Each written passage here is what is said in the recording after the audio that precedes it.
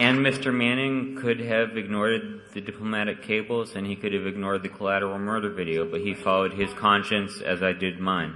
Adrian, I have a question.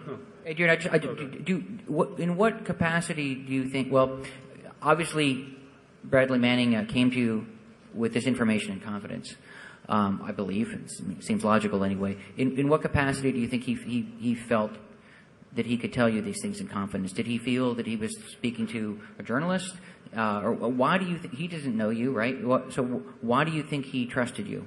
And what do you feel about your actions in respect to betraying that trust? Well, as I allocated just now, I feel that in terms of betraying his trust, I was a bad friend. I think that he approached me as a friend and not as a journalist. Absolutely not. Okay. And did you make that clear to him that you were not? He was not speaking to you like as a source to a journalist. Without going into personal details about Mr. Manning, he spoke to me about a broad variety of things that were intensely personal to him, most of which I haven't made public because they served no public interest. They were about his personal life, about how he elects to live his life, or how life has elected to take him. And I wish that I still had the full logs minus the classified sections. I don't, but I believe that it's fairly clear to anybody reading them that it was an interaction between someone that perceived another individual as a friend and an individual who's trying to figure out what the hell to do. All right, we're very low on time. I would like to one last audience member, and then if you guys have any final words, but we don't want to run over. Final questions. Very quick. Adrian, you've had a lot of people put a lot of actions that you are not responsible for on your plate in terms of U.S. foreign policy, in terms of our perception in the world and the things the United States has been done bad. People have sort of put that on you.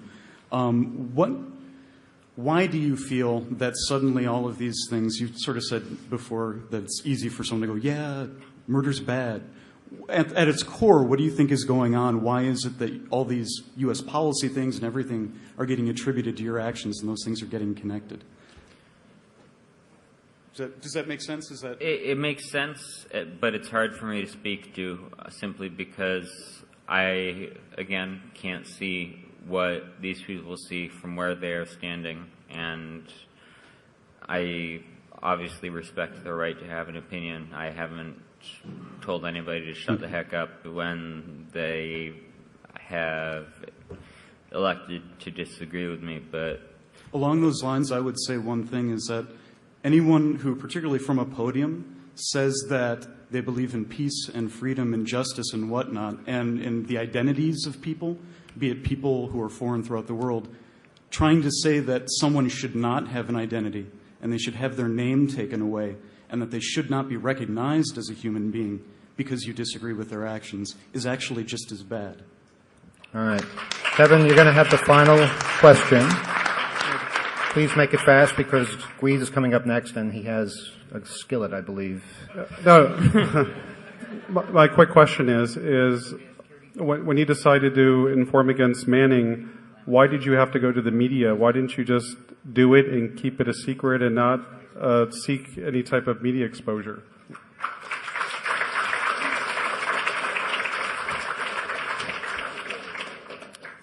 Primarily the same reason, because I support WikiLeaks, because I believe in transparency, and I believe... No. Why didn't you just go to the law enforcement agencies and just keep it quiet and not go to Wired and tell them the story? Why did you have to go and talk to the media about this case? Why was that important to you? why do people here support WikiLeaks? Because they believe in the public's right to know. Why do I support WikiLeaks? Because I believe that in the majority of cases, the public has a right to know. I believe in this case, especially as much as it affects people in this room, people on the street who have never even fucking heard of it, they would have a right to know. So they would have the right to know that about Manning's activities. So you wanted to expose Manning through the press rather than just go to law enforcement. Ultimately, there would have been a press release regarding Manning's activities from the Arrest? Come again? From the arrest? Yes, and Yeah, but that came much later. There was so much media about this, and then later he was arrested. So much media, that, I was just curious of why you had to go to the media and why you couldn't keep it quiet. I was just curious. It's a good question. It's a very good question. I went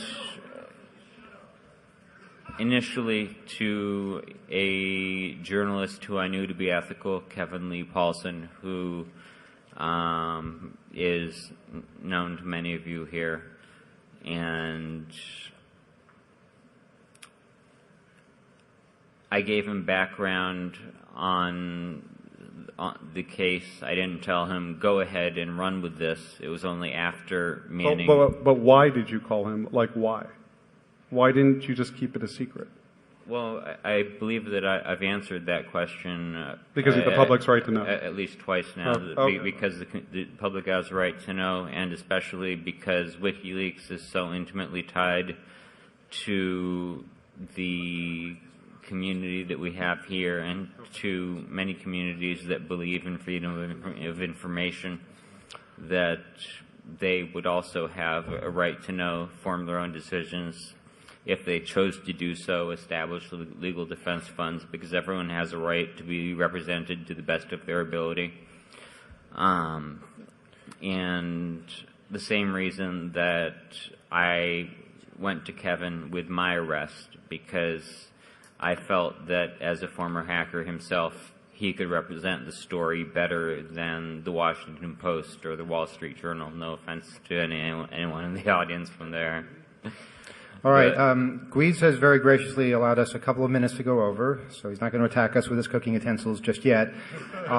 So I'd like to just, the three people who are standing now, and the fourth person, you can sit down. Now, the three people, you get to ask questions really quickly. No one else. We have to end this at some point. I know we're all having such fun here.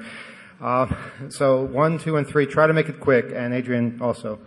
You speak about supporting WikiLeaks and transparency, and this is the first time that we might have had actual transparency into what the Army was doing, and current transparency that might have changed the policy, that might have ended the war, saved lives over there in Iraq, and brought back the lives of those people that would be involved in those missions.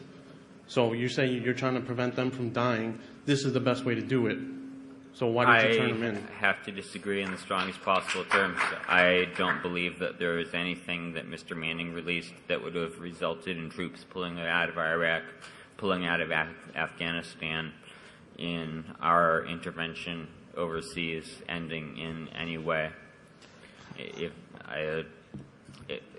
may have caused change, but it would not have been positive change in my estimation. Okay, we have room for two more. I see more than two people standing, so if your number is higher than 2, please do not stand. Person number 1, go ahead. I was just wondering, I saw in an article that you were diagnosed with Asperger's syndrome when you were 29, and I know a lot of people in the community have it, including me. I was just wondering what your experience was with that. I know it's kind of a little unrelated. I'll be brief because that's a little bit off topic, but it was eye-opening for me. I didn't really understand to some extent why I approached the world as much as I did, why I suffered from anxiety as much as I did, and talking to qualified medical professionals about it was very helpful. I feel a lot better about my life now than I did before I had a real proper diagnosis.